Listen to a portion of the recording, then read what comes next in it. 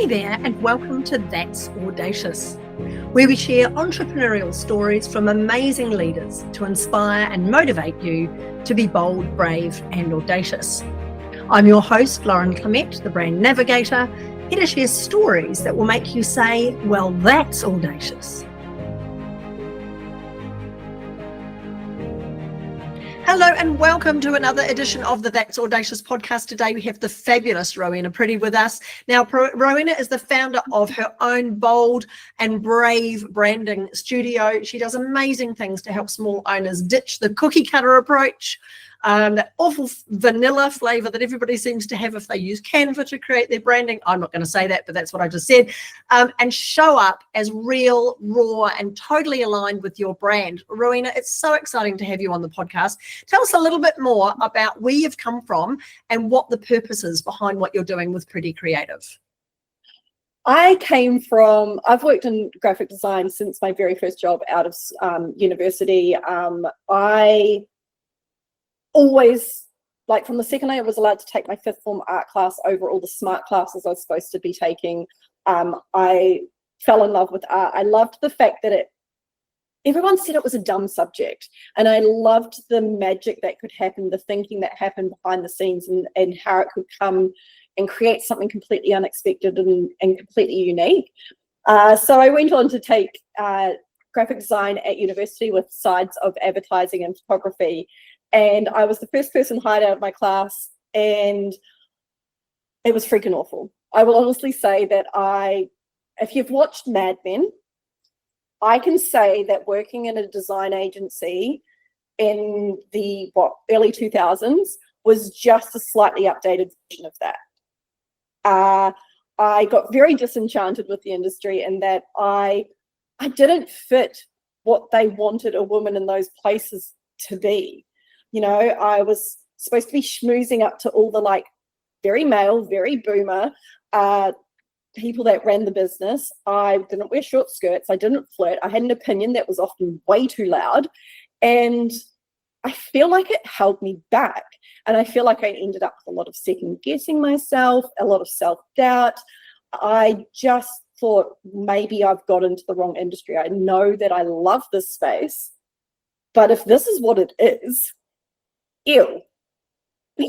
Literally just ew. And it smashed me down from being this colorful rainbow of unicorn expression and all of those sorts of things. And I started to dull myself down into a beige, very square, very conformative box. And it killed my creativity in so many different ways. And not sure. I could probably still be there today if it wasn't for the fact that my position was made redundant. And I live in a small town, small regional area. I live in Cairns. And so to have, to literally, fine, I have no job, and to look for a design job, they're already hen's teeth, in the world, let alone Australia, let alone a small town. And I just went, if I've got to do this to myself. I have 2 kids to support. I have an amazing husband, and I need to do this. This is the time to do it. If I don't do it now, it's never going to happen. I promptly went out to prove myself to all of those men that had scotched me through the industry, and I wanted to prove myself universally and promptly put myself into burnout. And burnout is a bitch. It's a bitch that redefines a whole bunch of things in your world, and you realize this is not it. And so I really rebuilt my business from that point of making it a place I wanted to be and working with the people I wanted to work with and giving back to women, because the majority of women that I work with, I find have had the same experience. They've come from corporate, they've been disenchanted, all those sorts of things, and they've kind of being indoctrinated into this box that we're supposed to fit into, especially as women, not just in business, but in every walk of life. And these amazing women that have these fabulous ideas and this glowing uniqueness were scared to show it. And I wanted to show those women the things that I saw in them. That empowered me. That made me realize that all those things that I dampened down through my career were actually the things that made me the most amazing, that they'd chosen me for those things, and I wanted to give that power back. And so a huge part of what I do in my business, I feel like, is reciprocal. I get so much out of helping people find that spark, because so many people come to me and they've had terrible graphic design experiences. They're like, oh, money, it's going to take forever, I'm probably not going to get what I want. And it was like, no, branding's supposed to be fun. This is supposed to be the exciting part of your business. So I wanted to give that back to people. I wanted to show them how amazingly, like, great creative, how it can actually be a driver in your business, how it can actually be the thing that sparks that magic for whatever and wherever they want to go. I love it. Look, there seems to be so many amazing silver linings to every cloud that you've had in your life. You also come across as someone who, the minute someone says, Rowena, you can't do that, you're the first one to say, hang on, hold my beer and watch me. Because it sounds like, you said your mum and dad didn't want you to study art, and yet you said, hey, I'll do the science stuff as long as you let me do it. It wasn't my mum and my dad. My mum is amazing. She is the reason I got into this industry. She went back as an adult student to get her exact same degree that I've got. She graduated the year before I started my degree. But everyone else, like the teachers and my dad and everyone, was like, it's safe, it's this, it's that, you must, this is your life. And I was like, oh my God, my life is going to be boring. So Rowena stands there going, hands on hips, power pose. You know what? Yeah, I'll do that if you want me to, but actually I really want to do this. Just watch me do it. So being creative has been almost a part of your DNA, hasn't it? But I think the nicest thing is, it's not just you being creative, it's your ability to see the creativity in other people. Because one of the big things I find, especially when people are working with a graphic designer, a creative, a branding specialist, is they feel really out of their depth. They know what they know. Like you said, they've come from corporate, or they've created a business out of a passion they've got. They know their product or their service incredibly well. They just don't think they know how to be creative. What's your experience when you're working with someone who goes, oh, I don't know if I can do this, and you just find they when you teach them a little bit about what it means to be creative, they start to grow and to blossom and to turn into something else? It's a very valid point. I get so many people coming to me saying, oh, well, these people successful and they look like this, therefore I should look like this. And a big part of the process I take people through, which is a little more like, a lot of people be like, right, I am a lawyer and I need a logo, and the person runs off and does that. I go through like a really extensive mood boarding phase with my clients, and I don't know where it's going to end up ever. Like, I am still amazed by the magic that comes out of that, and it's because I involve the client really heavily in that process, and it just finding that amazing cross section between, as a professional, what I know would really work and what of those things that I present they really like. There becomes this amazing cross section where it's a little bit of this and a little bit of that, and you can see people's eyes open up in that moment and go, that's so me. And that sort of like that relief and that freedom that comes from it, like, oh my gosh, finally I'm going to have permission to show up and stand up as 100% myself. That's where uniqueness, we always say there's only one of you. Well, there's only one of you in business too. It is hard though, isn't it? I mean, the power of original thought. I mean, there's, especially with AI right now, there's so much repurposed and that comparisonitis that you talk about. Oh, that worked for them, so surely I'll just jump on the bandwagon. What do you see the trends are right now for people who want to create a really powerful personal brand? What should they be looking for? It needs to come from you. Ultimately, if you're trying to be something else or show up as something that is not aligned with you, all I do is give that visual form. So a lot of people do find that process confronting because, like I said, it's holding up a mirror, and it's when we get told that we're too bright or too bold or too loud or too all of these things, the word "too" is constantly applied to women. We can look at it across everything in this world. Too. And I try to challenge them to flip that on its head and go, well, what if that's the thing that, imagine being able to meet a client and be that person. Imagine being able to shed all those shoulds and have tos and show up as yourself. I do it in my business. I didn't do it for those 2 years that I put myself into burnout. But over time, I step more and more and more into myself. And it's the thing that constantly clients say to me, I loved working with you. It's not that I love my brand. It's always me first, because I am a solopreneur. And the thing is as well, people actually want to do business with people, don't they? You've got your overarching brand, and this is a question I get asked all the time. What is the difference between your personal brand and your company brand? If you're not a solopreneur, if you've got a team of like 15, 20 staff and you're growing an amazing business, what is your approach towards helping people really get clear on aligning their personal beliefs and values with the brand of the company? That one, a lot of people find tricky. And to tell you the truth, I still find lines to push and pull and sort of see how it feels. And it's just having that ability to check in against it as well.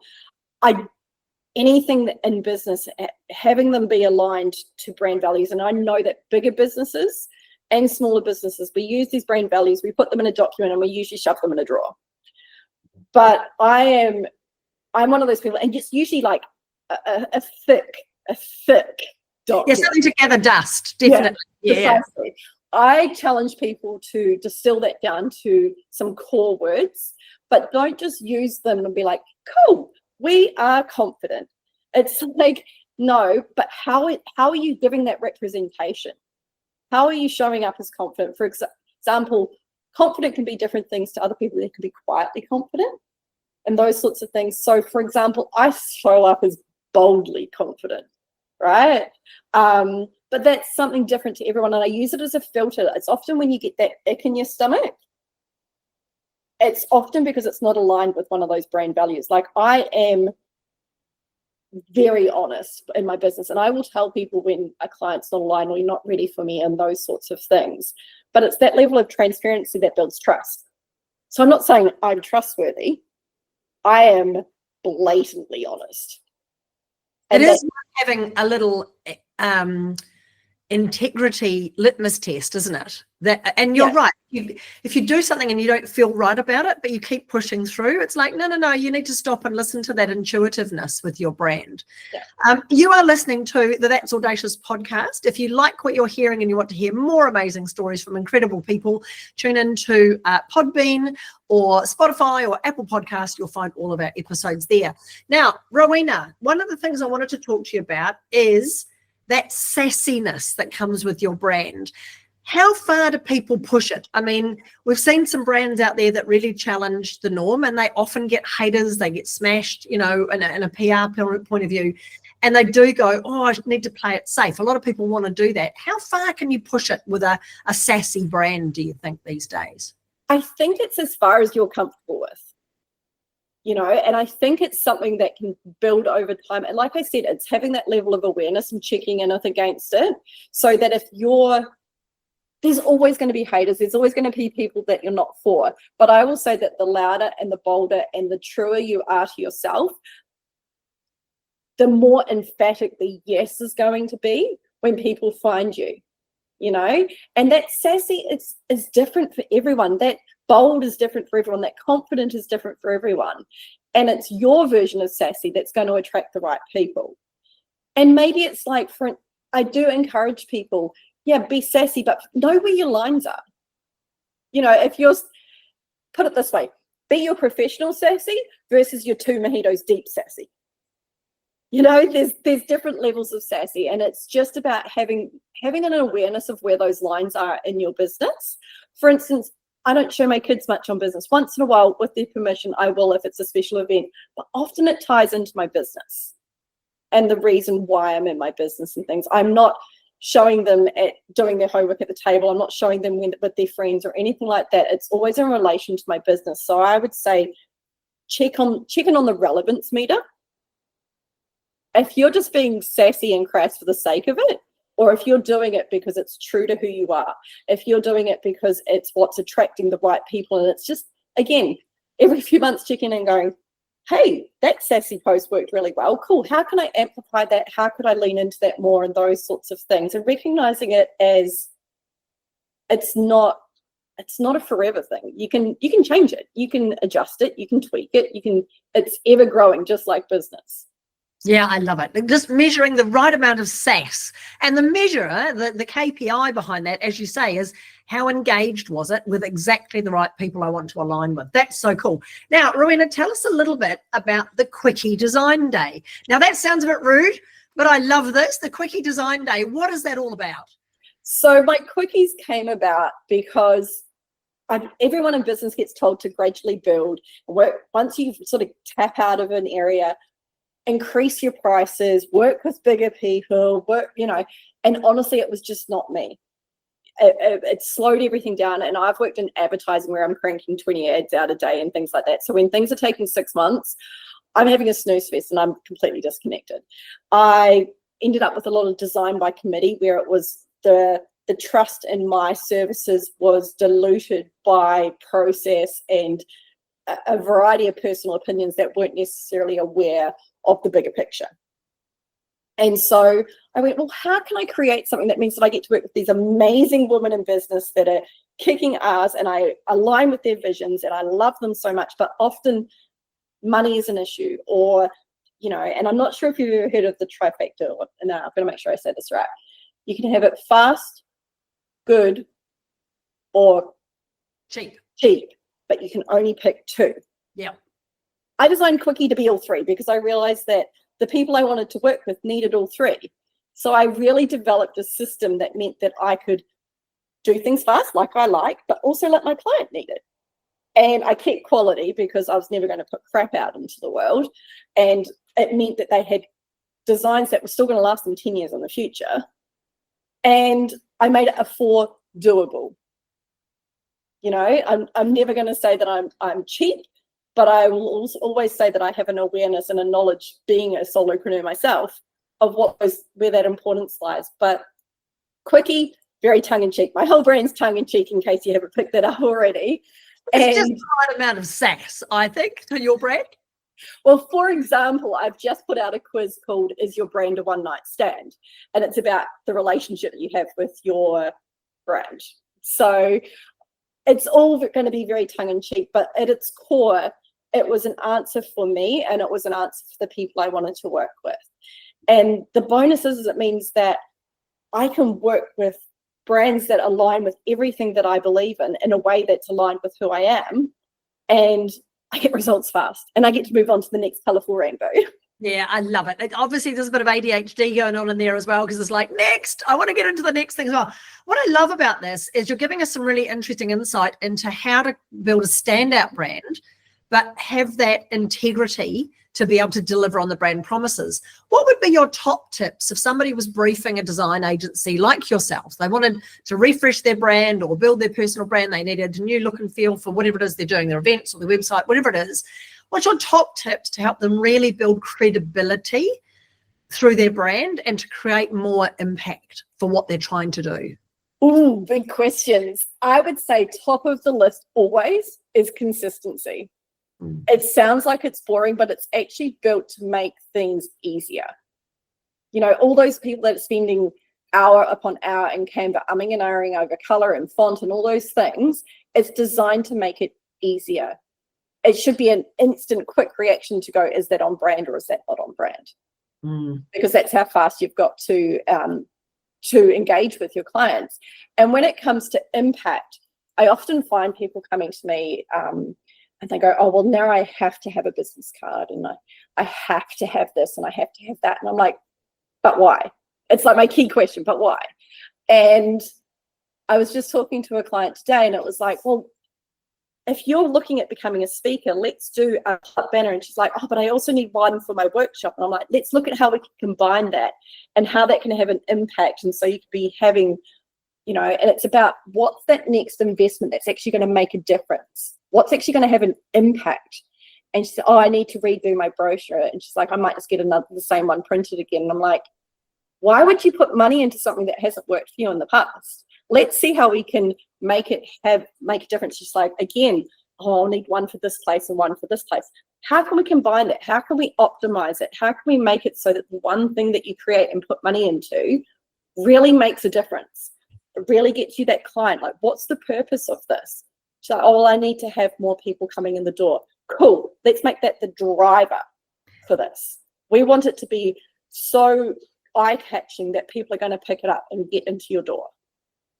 You know? And that's the thing, isn't it? It's yes, things can look nice, they can be beautifully done, but if they don't actually get a return, they're not actually creating the impact you want them to create, they're not getting noticed, they're not driving traffic, whatever it is your goal is, then it's just a nice design. And I love what you're saying as well about Canva. I mean, Canva has taken over, and I use Canva in the office for doing standard stuff. That's fine. I used to be a graphic designer, so our brand is all set.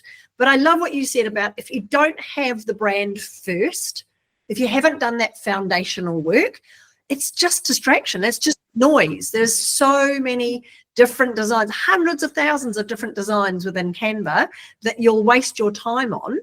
And then every time you post something, you'll look different because you've used a different template, and somebody else down the road, the coffee shop down the road, has used exactly the same template with the same words.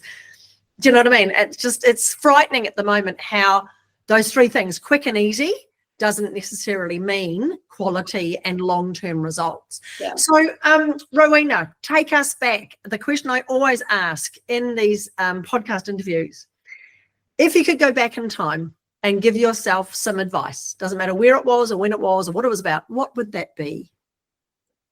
Figure out who you are.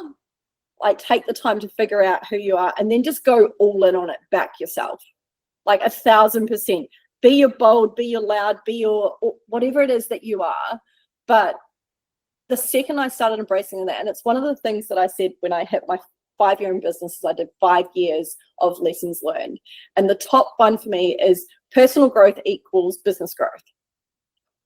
And every time I've shed a limiting self-belief, or every time I have put up a firm boundary because I've recognized, or those sorts of things, or I have embraced my naturally white hair and enjoyed the sparkles and things like that. Like, every time I did that, it was so freeing. And the bit more myself I am, the more my business thrives. The more I have to give, the bigger ideas, the brighter, the more colorful, the more everything. So just figure out who you are and constantly just go all in on you. I love that. From a personal branding point of view, that's the number one step, isn't it? Is invest in yourself. Yeah. I love that. Rowena, it's been awesome to interview you on the That's Audacious podcast today. If you've been listening and you love what Rowena is talking about, check her out. Preddy Creative. All the links will be here on the podcast. She's based in Cairns, but she works with people all over the world. If you love her sass and the way that she develops this whole approach to innovative litmus testing with brands that actually have an impact, please get in touch. Rowena, any last tips or insight or motivation for people who are listening? Be the rainbow. Definitely just go out there and be the rainbow. I love it. Think outside the square, eh? Don't listen to those people who tell you you can't, because you blooming well can. Yeah, you can. That's so awesome. Thank you, Rowena, for being on the podcast. It's been an absolute pleasure chatting with you. Thank you. See you. Thanks so much for listening to the That's Audacious podcast.